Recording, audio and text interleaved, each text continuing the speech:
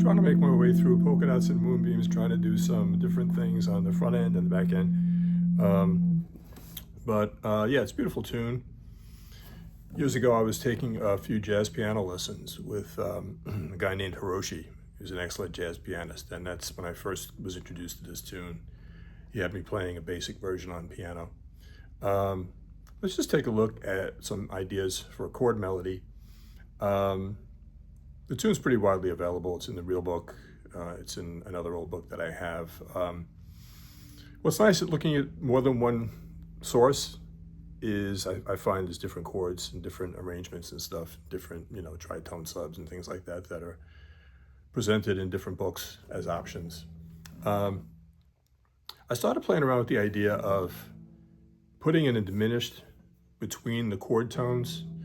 So in other words, the song starts out in the key of F, and the first melody note is C. So it starts on Sol, or the fifth of the scale. So it's... And I started playing around with the idea of, okay, the C is a chord tone in the underlying chord of F major 7. Right? The second note D is not, so I was going to do like...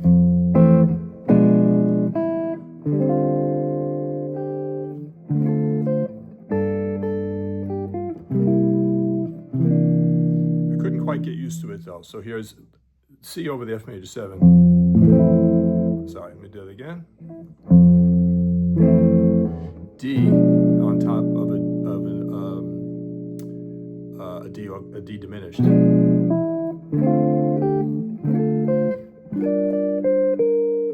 So I kind of was playing around with that, but I didn't really care for how it sounded. The melody.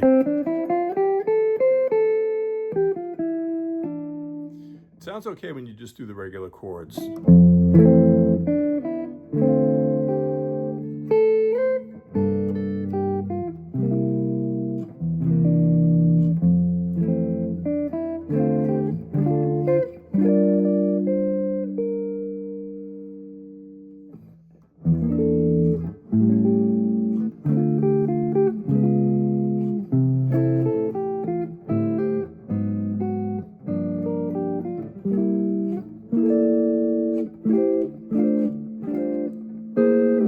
Okay, so something else to play around with is I had the idea of doing thirds. The tune is interesting because it starts in the key of F, but for the B section, the middle section, it modulates up a major third to the key of A, which is very nice.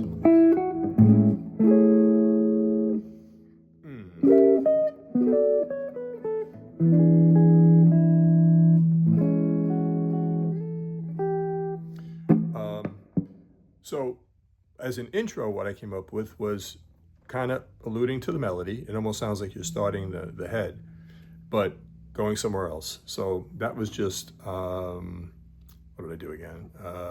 Yeah.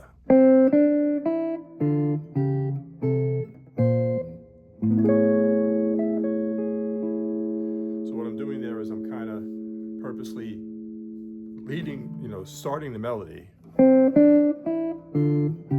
And it's just a little counterpoint thing happening on the bass strings. So let's just take a look at that. So we have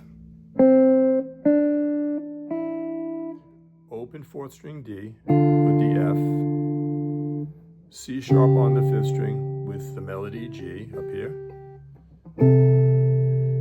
A on the 1st string with C bass note on the 5th string. So let's try it again.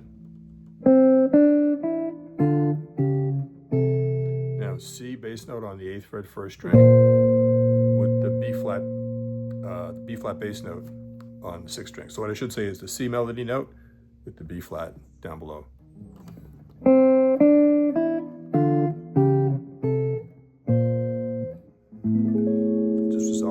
an A major,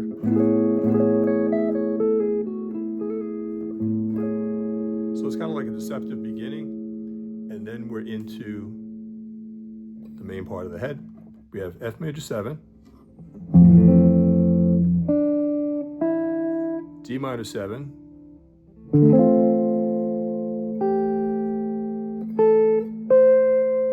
G minor 9, C7, C9,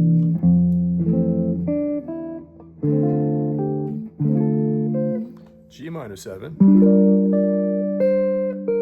So what I'm doing is I'm playing the melody on the first string in the D, coming back to the second string for C, B flat. And then I like to do this because I'm taking advantage of the open E. I've got the E minor 7 flat 5.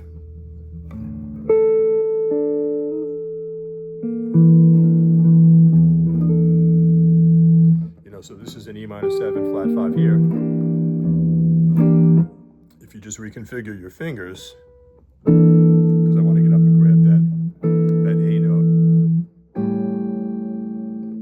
So it's an E minor 7 flat 5 with A on the second string, the melody, going to an A7 with the G melody on the second string. So just kind of taking it from the beginning of the head itself again.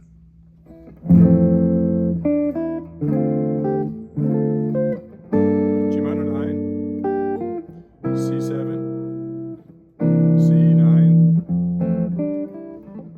D minor 7, G minor 7, E minor 7 flat 5, A7, D minor.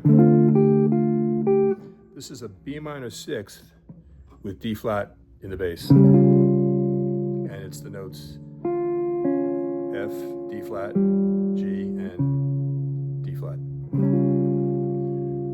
Okay, and then we've got C bass note, and we're playing this F major 7, A minor 7, A flat minor 7, G minor 7, up to the B flat melody, G, F, E, C13 with the D on the first string to catch our melody. And then it's a C whole note for a whole measure, but underneath we have A minor 7, D minor 7, G minor 7, C7. Okay? And just for a change of pace, let's do the other way for the melody. We got thirds. We've got a minor third, major third, major, minor, minor, major, minor, going to this nice G, minor 9, C7. For a change of pace, we'll do the tritone. We've got a G flat 7, sharp 5, leading back in, of course, to the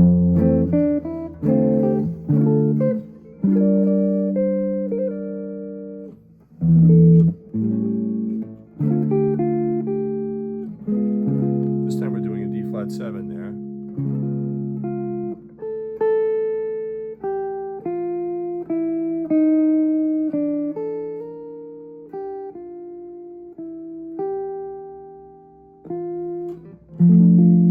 Now for the middle part of the tune, you can just hit an open E string, and then the first string, E to F sharp. Let's do a little open A major 7 with the E melody on the first string.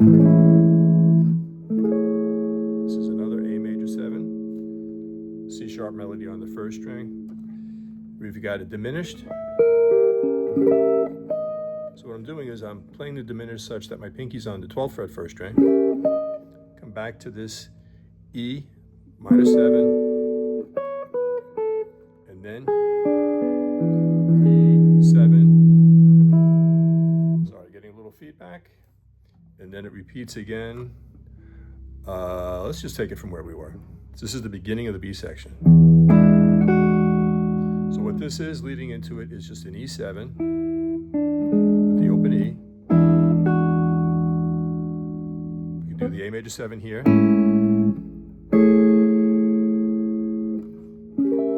That's the diminished. B minor 7.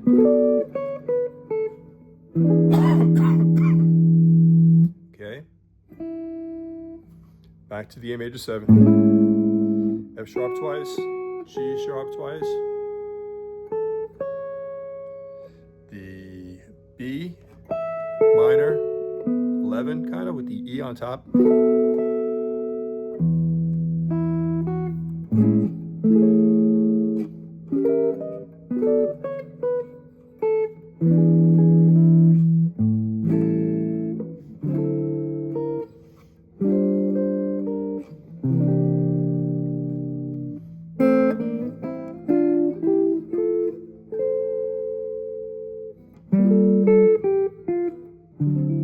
Sorry. And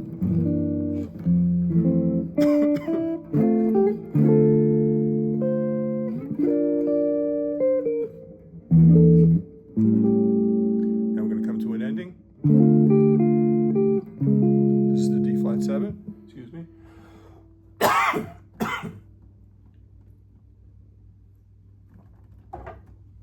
Yeah, so one more time, the last phrase.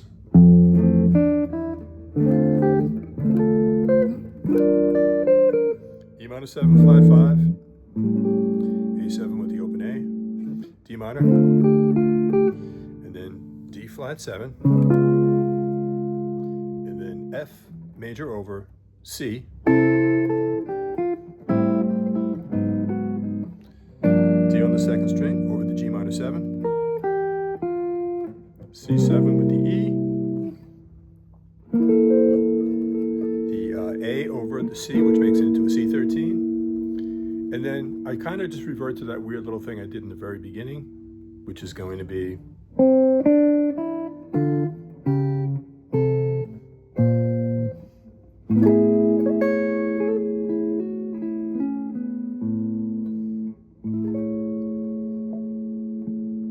okay, and I just finished on there's an A major 7.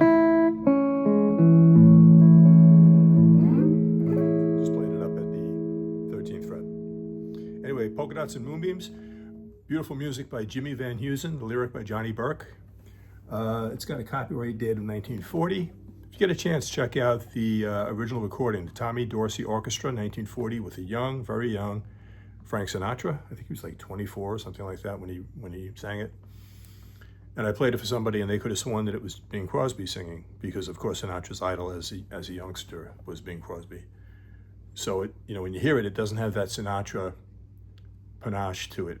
It almost sounds like he's imitating Bing, which I think at that point he probably was. But anyway, it's a great recording, great tune. Let me know if you have any questions or comments. Subscribe if you like this kind of stuff. Throw me a like if you found it helpful or instructive. Otherwise, keep the music going and have a great day.